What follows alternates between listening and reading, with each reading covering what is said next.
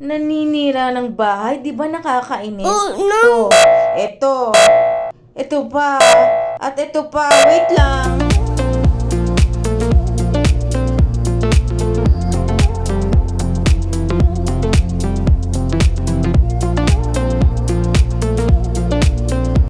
Siguro mga 4 months ago, ito yung eksena ko. Yan, may gapukpuk ako at inayos ko yung taas na hinihigaan ng mga anak ko, nung dalawa kong anak. So, inayos ko siya, nilagyan ko siya ng yung kaya ko lang na makeover at yan na nga. Eto yung kinalabasan, naging 1/4 talaga siya at natuwa din naman sila. And then, ito na yung eksena namin. Winasak namin yung taas kasi pinagbahayan siya ng anay! Nakakakalungkot talaga. Alam mo, habang binabaklas talaga namin yan, nalungkot talaga ako. Kasi gumastos din naman talaga kami kahit paano dyan para dun sila matulog sa taas. At yung ilalim yan, yun yung nilalagay namin lahat ng halos ng gamit namin. And then, unti-unti hindi namin namamalayan, lumala talaga yung pagkakaroon ng anay. Napiski talaga.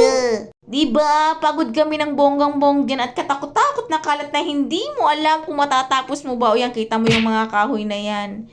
Diba, lungkot lang na inayos mo tapos after mga siguro ilang months din na napakinabangan, ganyan naman ang nangyari yan. Baklas na naman kami.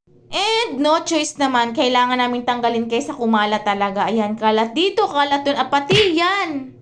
Kita nyo yung pader na kalahati namin sa papuntang kitchen, giniba na din namin kasi nahawa na din siya ng anay, diba? Ang lungkot.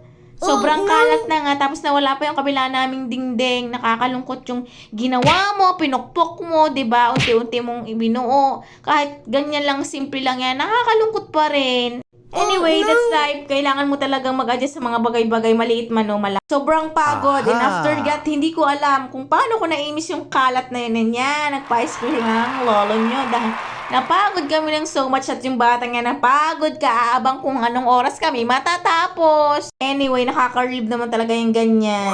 Kita ko lang ito yung dingding winasak namin dati. And dahil nga nawasak na siya, ayan, nilagan ko na lang siya ng cortina. Buti na lang may mahaba akong cortina, kaya ganyan. Yung loob hindi ko masyadong tapos, kaya hindi ko maipakita kasi medyo magulo pa siya. So, yun na lang yung naging remedyo namin. Nilagyan namin siya ng cortina and okay naman siya kasi mahaba. Mukhang maayos din naman kahit ganyan. Hello, and kayo din ba na-experience nyo yung ganyan, yung binuo nyo, kahit simple lang, tapos mga ilang months or dumaan na yung panahon, gigibayin nyo din, di ba nakakalungkot yung mga anay. Wala kami, no choice kami dyan kasi sabi nila, yung anay daw is nanggagaling sa ilalim ng lupa. So, ang kailangan na lang namin dyan, as ako lagi kong chinecheck ngayon yung mga natira naming kahoy dyan na meron kami, ini-sprayan ko na siya ng mga anti-insects na spray. So, no choice kami kundi ganyan. And then yung loob niyan, hindi ko pa maipakita kasi medyo magulo pa siya, gagawin ko pa siya ng remedyo yung iba. So, yun lang, di ba, nakakalungkot. Pero that's life, we have to move on. Simple man yan o malaki, wala tayong magagawa. May mga changes talaga na hindi natin inaasahan, di ba? Nakakalungkot lang kasi, di ba, sumisira ng bahay. Anyway, at least bahay lang yung sinisira sa atin. At yun lang, wala namang ibang problema, konting ayos lang. And then, that's all. Maraming salamat sa panonood and see you sa next video.